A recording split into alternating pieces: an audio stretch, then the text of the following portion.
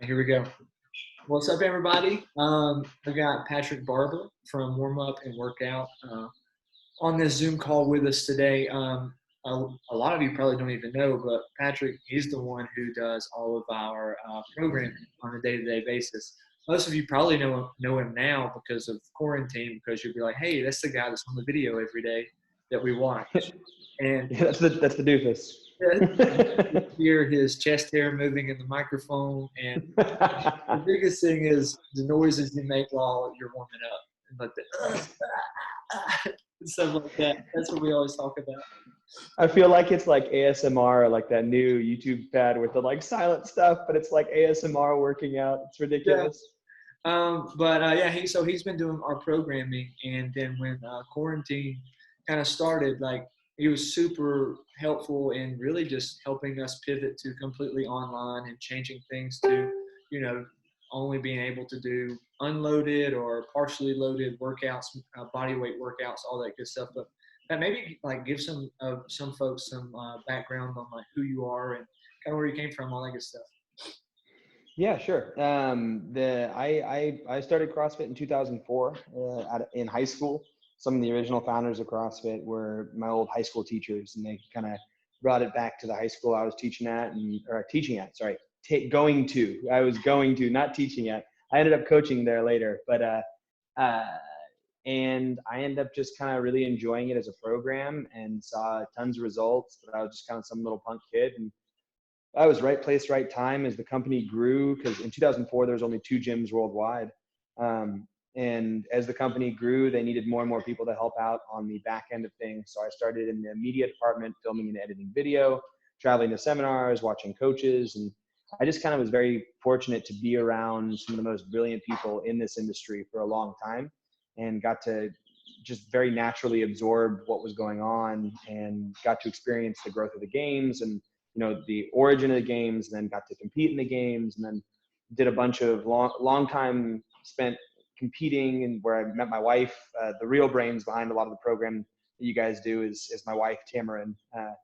I don't know why I'm on camera. She's much more attractive than I am and more articulate and doesn't grunt as much when warming up. But for some reason, I mean, she's got other very important things to do in terms of the program. I've been everything from the CrossFit Games to opening and running many affiliates to running coach development programs to teaching level 1s, level 2s, and just kind of everything in between. So yeah, just a long time in the game. Really, really love the community and program for what it is, and am honored to be helping out with you guys. All right, so when you started warm up and workout, what was the process or the thoughts behind doing that? Yeah, so my wife, again, like I said, is the real brains behind the writing of the program and the lesson plans.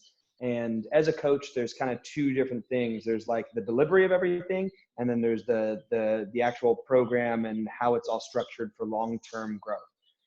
So the way CrossFit is written is you're looking to achieve fitness over time through exposing yourself to a whole bunch of different types of movements, different types of intensity levels, different types of variance, and making it so that no matter what you face in life, you have some capacity to deal with that. And that's mainly on the physical side, but as we all know, there's a huge psychological component to facing challenges daily in CrossFit, which is what we do. It's like, it's really hard to do to daily face a workout that absolutely sucks and then be like, yep, I'm going to do this.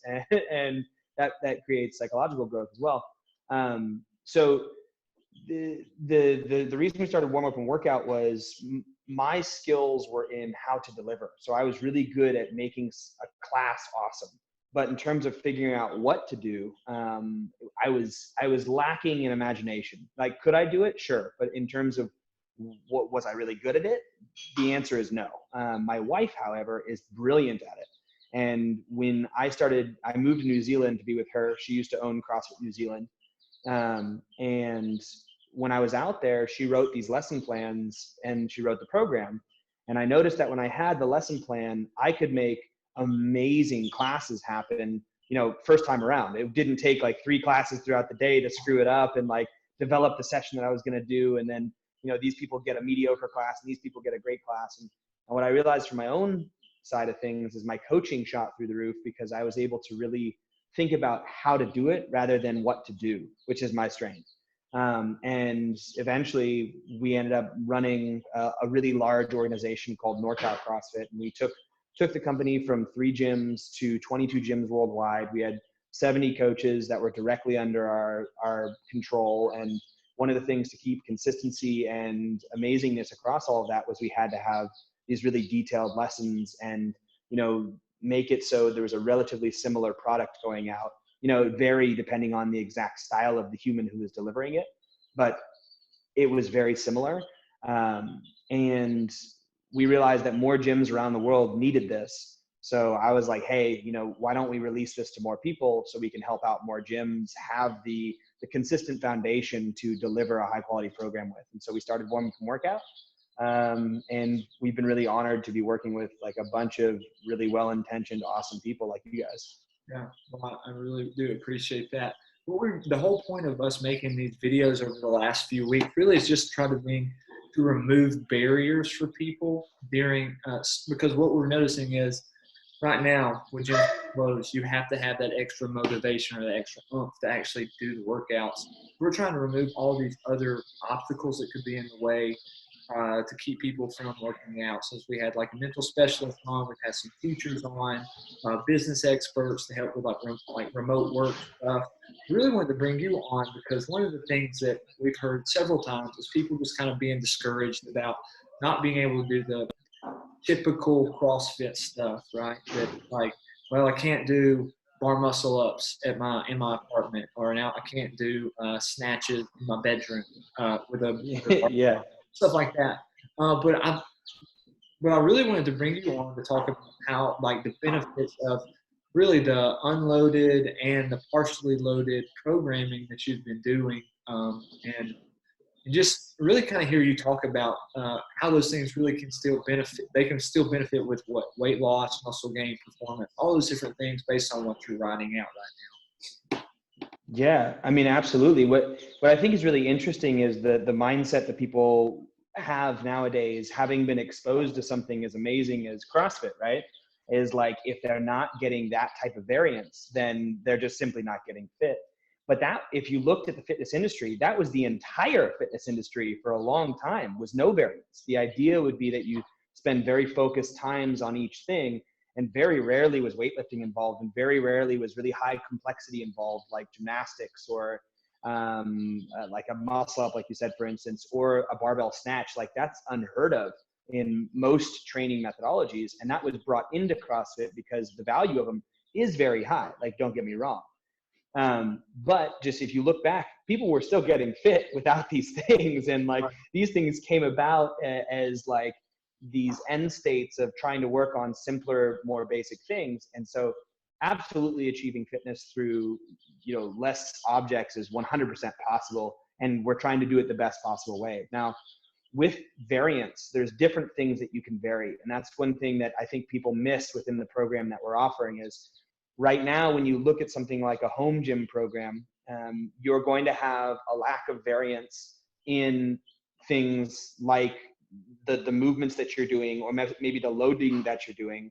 But what you won't lack in variance is the time domains, and you won't lack in variance in terms of number of reps, and you won't lack in variance in terms of the overall complexity of the movements. You can still build tons of complexity in there. So while it's not perfect variance isn't 100% necessary for increased growth in all the areas you were talking about. And what I urge people to do is to start to take this lack of multiple things thrown at them like they normally are in a CrossFit class, this time where the things are a little bit more simple, to really refine the basics of mechanics, really refine something like an air squat. We all have work we can do on that, and the value is tenfold across everything else that you do. You improve your range in an air squat or your proficiency with an air squat, that'll make a barbell snatch infinitely more achievable at really, really high levels. Greg Glassman the creator of CrossFit, has a fantastic quote on it where he's like, the foundational movements, the squat, front squat, overhead squat, press, push, jerk, deadlift, sumo to the 5-pull, and medicine ball clean, all of these movements, like within them, the difficulty describes the need. So like if you can't air squat perfectly, that should directly tell you how much time you should be spending working the basics of the air squat. And now is a time where we can pull out a lot of the complexity and really focus on that. So the motivation should be improvement of movement, which will 100% improve your overall fitness over the long run. Another thing to look at is like, fitness is not a destination. It's not like we're getting to fit and we're just going to be there one day. It's like, it's the journey. It's the constant trying to achieve something slightly better than we currently have, working with what we have. And by constantly pursuing the minutia, the little things, the moving slightly better in our squat, doing a push-up with a little bit more proficiency, a better elbow position, a better lockout, a better, faster off the ground, or even slower and more controlled, depending on what you're actually working on, we start to work our way towards the saying that they have at the level 1, which is, we're talking about virtuosity, doing the common uncommonly well. Basically, doing the little things really well leads to the great things, the big things, the fun things, the snatches, the muscle ups, leads to those happening a lot better. So 100%. Would we love to expose you to everything at home? For sure. But is it necessary for improving fitness? Absolutely not. I think right now it can just even be more focused on the little things. Right. I love the way you just said that too. And it's really something I have not even harped on with our members, but for the remainder of this quarantine, that's going to be our goal. Focus on those small things that really maybe you don't spend as much time on, but they're really foundational. And so that's really good. So I appreciate that little tidbit of information right there. Of course, man.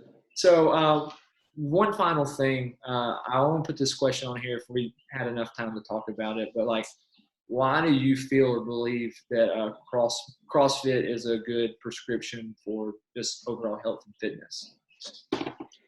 I think the answer to that is it's a lengthy one, but it's simple in its concept.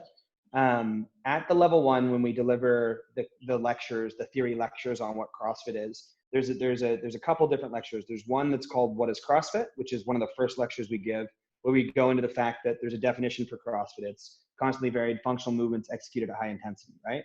And then we break that down over the course of an hour. So that doesn't mean much to somebody just hearing it, but essentially we do a bunch of things at a bunch of different intensity levels, with the intention of increasing our ability to do a bunch of different things at a bunch of different intensity levels. That's what we're trying to do, right? And then, but the real, my favorite and most impactful lecture for me is the What is Fitness lecture. And I think that's something that a lot of people don't really understand or don't really have a grasp on. But before Greg Glassman came along, this idea of fitness didn't have an empirically driven definition. It didn't have a real definition. So fitness was the state of being fit. That's what it was defined as in like Merriam-Webster's dictionary. And it's like, what does that even mean? What is the state of being fit? How do we even compare that? And like every year there would be people coming out on like the cover of Men's Health, and it'd be like, Ronaldo, the world's fittest athlete, or, it'd be like this Iron Man, the world's fittest athlete. And there was no Ronaldo. Right. Well, there was just no meaning behind it. There was no like it was just like, it was a really strange word that never had any sort of real definition. And I think what Greg Glassman did better than anyone else is he defined fitness as something that can be data driven. So the whole point of the lecture is basically fitness is work capacity across broad time and modal domains. So work capacity is your ability to output power as per the physics equation, force times distance divided by time. So this is something we can measure any human movement and see how much power it outputs. Those of us who are more fit can output more power in more activity. So the idea is work capacity across broad time means you can output power in any time frame, whether it's 10 seconds, 3 seconds, 10 minutes, 15 minutes, 20 minutes, an hour. So you can output power across any time frame, and modal domains means any activity. So can I output power across any time frame, across any activity level? And if I can do more power, more activities, more time frames, then I'm more fit. So that definition of fitness is brand new to the fitness industry as of Greg Glassman since like 2002, 2001.